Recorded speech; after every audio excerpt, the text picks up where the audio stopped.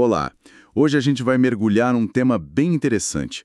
Como o nosso corpo responde quando a gente o coloca sob certas pressões. Sabe, recebemos um material bem detalhado sobre o que acontece quando se combina. Treino muito pesado, restrição de calorias e, ainda por cima, pouco sono. É um cenário que parece poder levar a um estresse fisiológico meio crônico. Exato. E é importante entender que o corpo tem mecanismos para lidar com isso, né? Com esses estressores. E esses mecanismos são, em grande parte, orquestrados por hormônios. São os mensageiros químicos do corpo. Entendi. Então, o que a gente vai fazer hoje é olhar mais de perto alguns exemplos que esse material trouxe. Quais hormônios entram na jogada? Por quê? E o que isso causa no corpo? Basicamente, nossa missão é tentar decifrar essas conexões hormonais, sabe? E o que elas significam para o nosso equilíbrio. Legal. Porque a gente ouve muito por aí, né, especialmente no mundo do treino, aquela ideia de quanto mais melhor. Mas pelo que vimos nesse material, parece que tem um outro lado, um custo fisiológico talvez. Perfeito. É como se o corpo falasse através dos hormônios para dizer, opa, passou do limite aqui. E o material aponta justamente para isso. Um estado de estresse fisiológico quando tem excesso de treino, pouca caloria e sono ruim, tudo junto. E a nutrição entra aí como peça-chave, né? Fundamental. Então, vamos começar a analisar esses hormônios?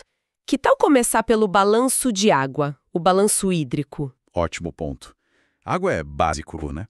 O material liga a falta de água, a restrição hídrica, com alguns hormônios específicos. Como essa relação? Sim, a análise foca em dois principais nesse contexto, a vasopressina e a aldosterona. Os dois são muito sensíveis a quanta água a gente tem no corpo. Se a gente bebe pouca água ou perde muito líquido, tipo num treino intenso, eles são acionados. A vasopressina, que o pessoal também conhece como ADH, hormônio antidiurético, ela é liberada lá pela neurohipófise, na base do cérebro. Isso acontece quando o corpo detecta desidratação ou quando o sangue está muito concentrado, sabe? Certo. A função principal dela é mandar um sinal para os rins. Segurem a água, para a gente não desidratar. Os rins reabsorvem mais água, a urina fica mais concentrada. É sobrevivência. Faz todo sentido. O mecanismo de proteção. Sim, só que o material levanta um ponto interessante, uma possível consequência secundária. Um risco aumentado de resistência à insulina ligado a níveis altos de vasopressina. Peraí, como assim? Quer dizer, o mecanismo para economizar água pode afetar como a gente usa o açúcar no corpo? É uma conexão que ainda está sendo estudada a fundo, mas a ideia é que pode haver alguma interferência nas vias de sinalização celular, ou talvez, em situações de estresse por falta de água, o corpo priorize manter o volume de sangue e isso acabe prejudicando um pouco a eficiência da insulina em colocar a glicose para dentro da célula. Entendi. É um exemplo de como uma resposta para uma coisa urgente, tipo não desidratar, Exato. pode ter um efeito colateral em outro sistema, como o metabolismo. Fascinante. E junto com a vasopressina tem a aldosterona. Esse hormônio vem das glândulas adrenais, aquelas que ficam em cima dos rins. Ela também responde à desidratação e a outras coisas como pressão baixa, pouco sódio. Ah, sim. Fazer os rins segurarem sódio. E como a água segue o sal, né? Reter sódio ajuda a reter água também. Mantém o volume de líquido e a pressão. Ok, então os dois trabalham para segurar a água. Isso. E, assim como a vasopressina, o material que a gente analisou também sugere uma possível ligação entre a aldosterona alta e maior resistência à insulina. Entendi. Então, só a restrição de água já dispara essa dupla para segurar líquido, mas com essa bandeirinha amarela para o metabolismo da glicose. Agora, vamos complicar um pouco. O que acontece quando a gente junta a falta de calorias, a falta de sono e o estresse do treino pesado nesse cenário? Bom, aí a gente entra mais fundo no que chamamos de eixo hipotálamo-hipófise-adrenal, o famoso eixo HPA, e na resposta de estresse do corpo. Os hormônios de estresse que todo mundo fala, né? Exatamente. Cortisol e adrenalina, principalmente. A análise indica que cortar muitas calorias e dormir mal são gatilhos fortíssimos para liberar cortisol. O cortisol também é produzido nas adrenais. A função principal dele em situações de estresse agudo ou quando falta energia é mobilizar reservas, dar um jeito de conseguir energia. Tirar de onde der, né? Basicamente isso, ele estimula o fígado a produzir glicose a partir de outras fontes que não carboidratos. Os aminoácidos que podem vir até da quebra de músculos e glicerol, da quebra de gordura. Isso é para garantir que o cérebro e outros órgãos vitais tenham glicose, mesmo se a pessoa estiver em jejum ou comendo muito pouco. É um mecanismo de sobrevivência de novo. Faz sentido o corpo ter esse plano B para energia. Mas e o custo disso? Se essa situação de estresse e falta de comida se arrasta. Aí que está o ponto crucial que as fontes levantam. Quando o cortisol fica alto por muito tempo, cronicamente, por causa desses estressores que não vão embora, ele pode ter efeitos colaterais bem importantes. Um dos principais que o material destaca é a supressão da função da tireoide. Opa! A tireoide... Como assim? O cortisol pode atrapalhar a conversão do T4, que é o hormônio menos ativo da tireoide, em T3, que é o mais ativo. E também pode fazer os tecidos responderem menos ao T3. Na prática, isso pode deixar o metabolismo mais lento, daí vem cansaço, dificuldade para perder peso, sentir mais frio. Caramba! Então, o corpo, na tentativa de garantir energia agora, acaba diminuindo a velocidade geral do metabolismo para depois. É meio contraintuitivo, né? É uma troca que o corpo faz, né? Prioriza energia imediata para lidar com o estresse que ele está percebendo. Mesmo que isso signifique ser menos eficiente metabolicamente no geral.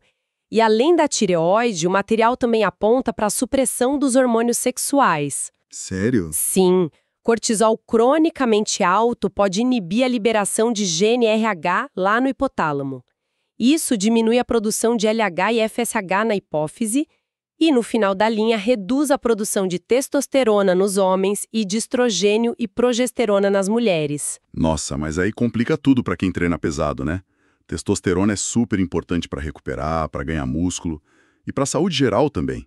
Humor, libido, os ossos. Parece que o corpo está se sabotando. Como a pesquisa explica isso? É mais uma consequência de um sistema de sobrevivência que foi levado a um estado crônico.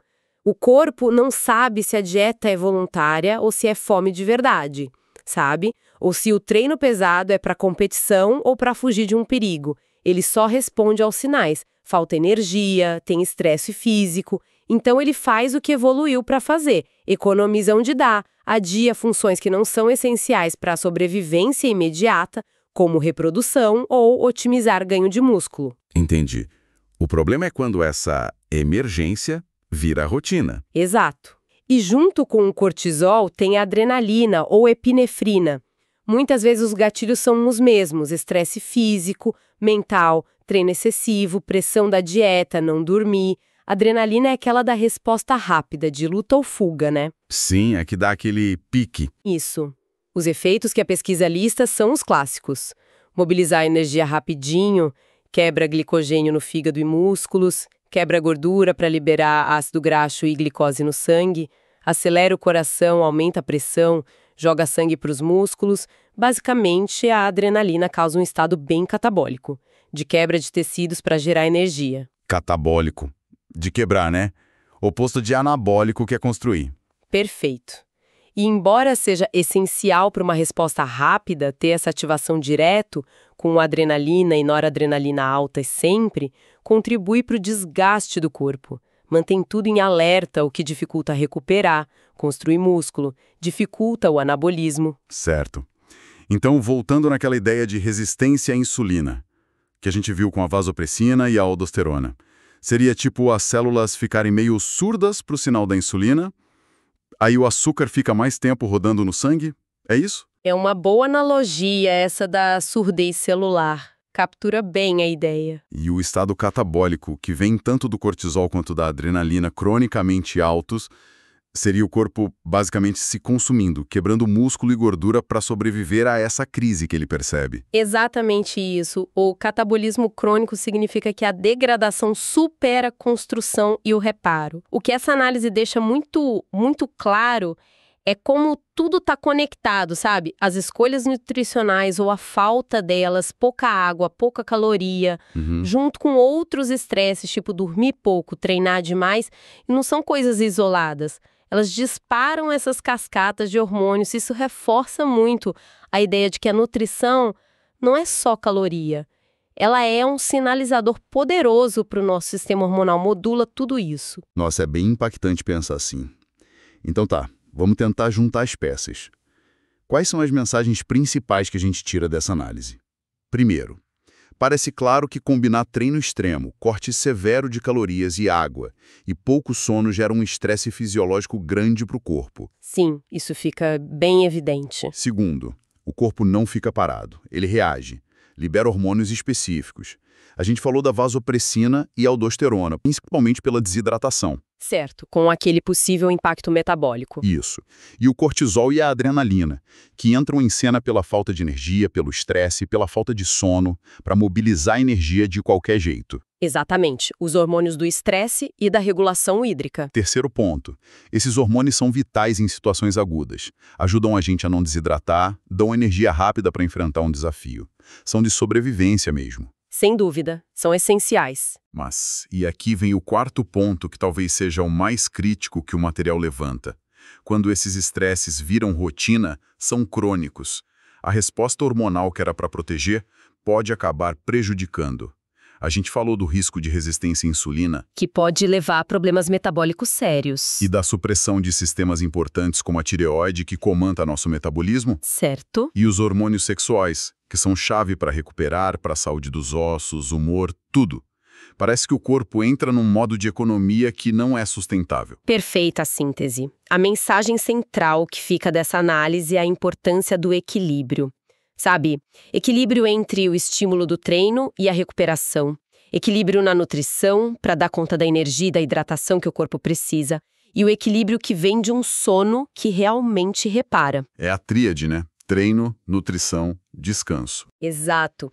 Evitar que o corpo fique nesse estado de estresse crônico é a chave para não deixar essas cascatas hormonais virarem um problema contínuo. E a nutrição, nesse cenário, se mostra não só como combustível, mas como uma ferramenta estratégica mesmo para modular essa resposta hormonal e aliviar esse estresse todo. Fundamental. E para a gente fechar, fica uma reflexão que essa exploração toda traz. Algo para a gente pensar, né? Se essas respostas hormonais todas, reter líquido, mobilizar energia quebrando tecido, suprimir outras funções, se elas evoluíram para lidar com estresse agudo, com períodos curtos de dificuldade, quais seriam as consequências acumuladas, as consequências profundas para a saúde metabólica geral, para a composição corporal que a pessoa busca? Tipo, dificuldade de ganhar músculo ou perder gordura mesmo treinando e fazendo dieta. Exato. Para a saúde mental, para o bem-estar como um todo, se os gatilhos que disparam tudo isso, o treino exaustivo todo dia sem descanso, as dietas super restritivas por meses, a falta de sono crônica. Se isso virar a regra, não a exceção. O que acontece de verdade em todas as áreas da saúde quando o modo de emergência do corpo vira o modo padrão de operar? Além do que a gente já discutiu aqui. É uma pergunta forte para finalizar, deixa a gente pensando mesmo nas consequências de longo prazo, de viver sempre no limite, né? Exatamente. Fique essa provocação para quem nos ouve, refletir, com base no que a gente conversou.